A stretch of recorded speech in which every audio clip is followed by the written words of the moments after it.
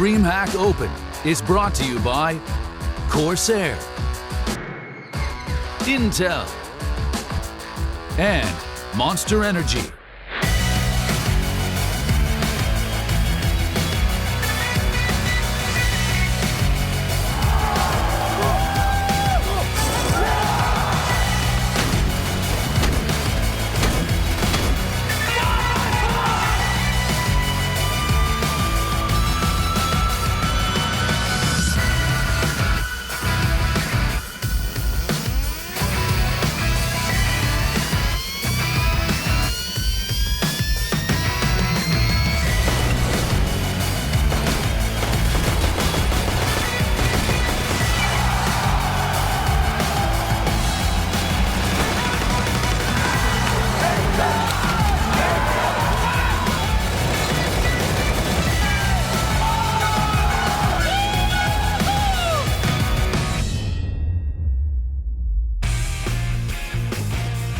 Welcome, ladies and gentlemen, to DreamHack Open Summer. We've had a spicy weekend of matches, and now we're ready to turn up the heat even higher as we begin the path down Elimination Day.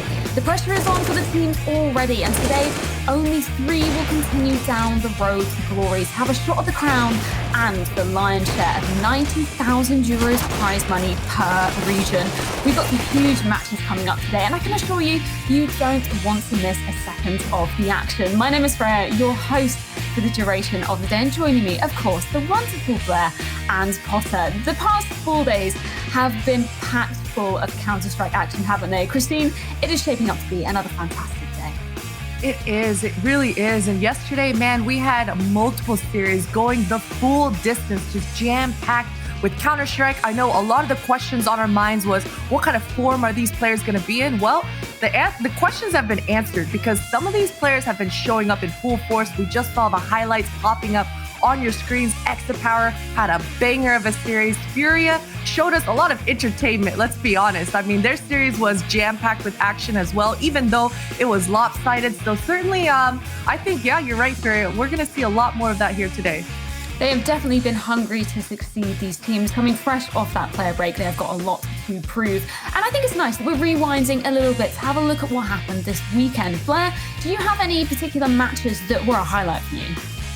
I feel yesterday's matchup, that Group B game between OG and Spirit was something which I really enjoyed because we got to see 2 teams who are kind of like in the top of the game when it comes down to the region as well as the league they play at. Like OG, they're coming out of break, they had Mantu coming in, and he was looking spectacular. And for Spirit, though, this is the first test for them. They have been kind of the CIS Kings, just second, obviously, to Na'Vi. And for them to face up with a team like OG coming out of the break, I won't lie. I think Potter and I both were expecting them to take the series, but OG stepped it up. They were looking very, very, very sharp indeed. And heading into day 3, day 4, day 5, these teams are going to get warmed up, right? We saw some of these teams getting off to a slower start. And I'm just going to say, the action is going to get even more intense as the days progress. You are definitely correct there, Blair. So much to prove coming off of these player breaks, and I'm so excited to see what they're going to be bringing today. Definitely beautiful highlights coming off of these players. And for you, Potter, were there any particular players that you kind of noticed and you wanted to pick up on performing really, really well this weekend? It's got to be Obo. It's got to be Obo for Complexity. I just thought he looks so sharp. I mean, all of Complexity looked really sharp, right? But Obo, he seems to be really coming into his own, finding his rhythm even more so after this player break. I don't know if he just had a really fantastic day yesterday or the other day, or if it was something that he's going to continue on moving forward, but he's looking really sharp.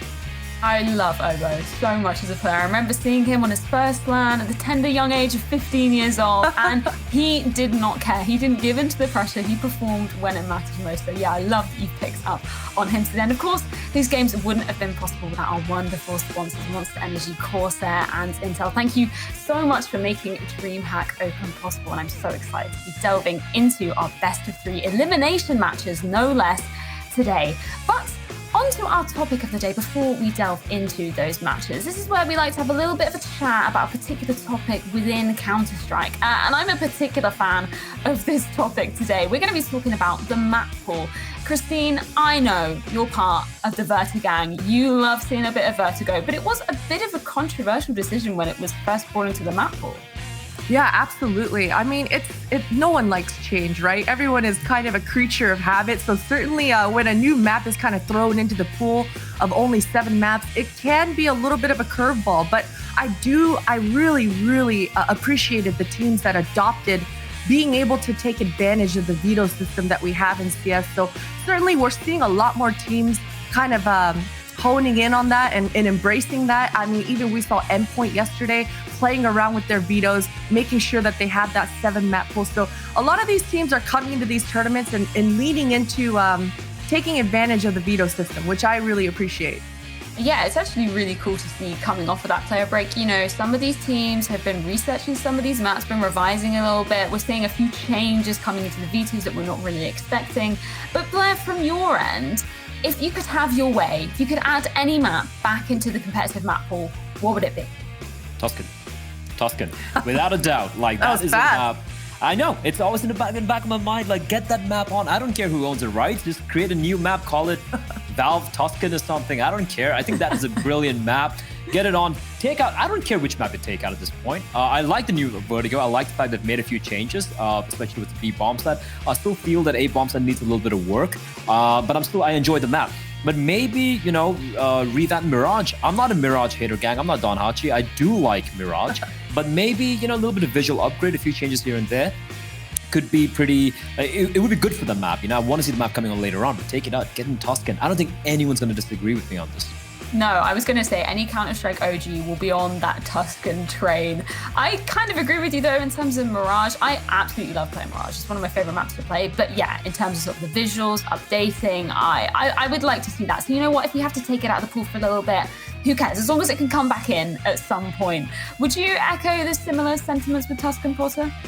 Yeah, I love Tuscan. I don't know if I like Tuscan more than Mill. I think I like the color palette of Mill just a little bit more. I think we have enough. We have enough of the dusty, like Dust 2 look and Mirage look. So I like the Mill look a little bit more. But yeah, I guess it's got to be Mill for me as well. The layout of the map definitely worked back in the day. Oh no, we lost Sudan.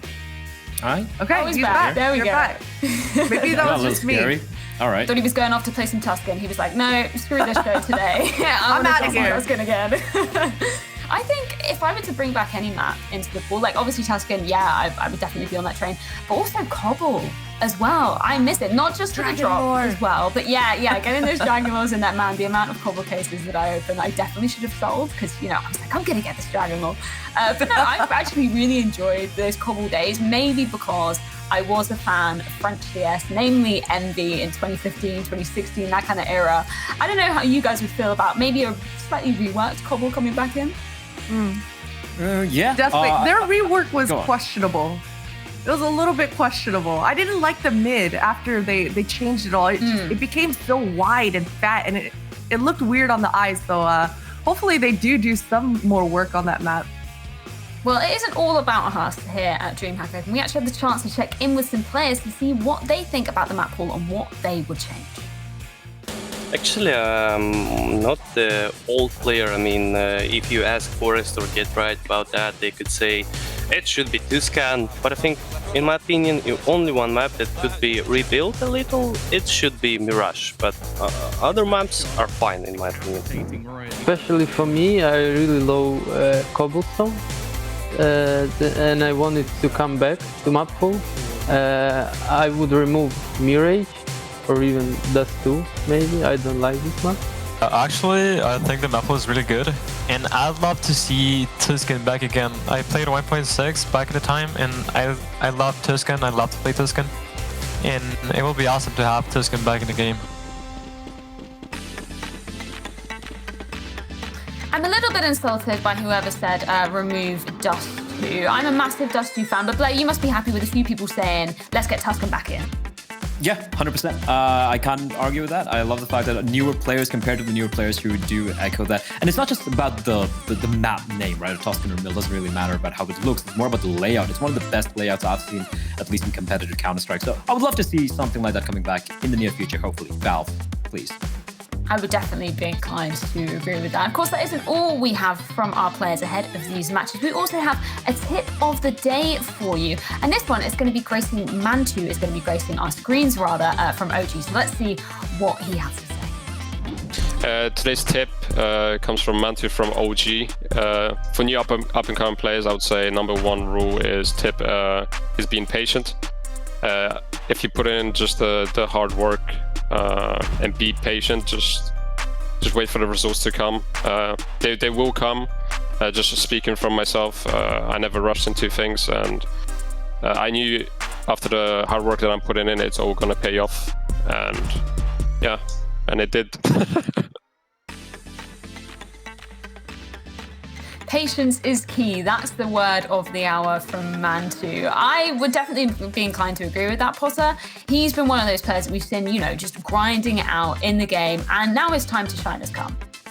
Oh, absolutely. Patience is a virtue. It certainly is. And I think patience kind of comes hand in hand with discipline in Counter-Strike. And discipline is so necessary. And even patience, just being able to understand exactly when you're needed and when you're not being too much of a hero, but also not being too timid. So there's a fine balance in Counter-Strike. So certainly having that patience is going to kind of catapult you forward to have you prepared for a lot of those different scenarios. So I like that tip of the day coming out from Mantu. Wise words indeed. But circling back to the competition at hand, today it is Elimination Day. So let's take a look at the bracket to see who is going to be facing up against one another. Obviously, we have Group A beginning things off here. Endpoint versus Mad Lions is going to be our first matchup of the day. It was a little bit of a baptism by fire for Endpoint coming into this, going up against Big, and of course Mad Lions with that roster change coming into this tournament. I think it's hard for some of these teams coming off a player break straight into this, but I think this is going to be an especially spicy matchup coming into this. Oh, 100%. Like waking up on a Monday, you're feeling down. I was like, oh, it's Monday, it's terrible. And then I look at the matches we have. It's elimination games, like it's everything on the line. They have everything to play for. For me personally, Endpoint looked like the better team on day one. They took Big, they almost 2-0'd Big, the number one team on the planet right now. That is an achievement on its own. If they manage to get that win, it would be huge. But even if they lost, they're going to be feeling very confident in the way they played that day. Everyone was looking great. On the other hand, from Mad Lions, new player coming in, they have that excuse, but they were a little flat against Heroic. Yeah, exactly, indeed. Well, feeling the heat indeed, and we are going to be feeling that very, very soon. It's a hot summer here in Europe, but it's going to be even hotter inside the server. The UK boys from Endpoint will be taking on the Danes of Mad Lions. But the question is, who will come out on top in this first best of 3 of the series? Find out after this.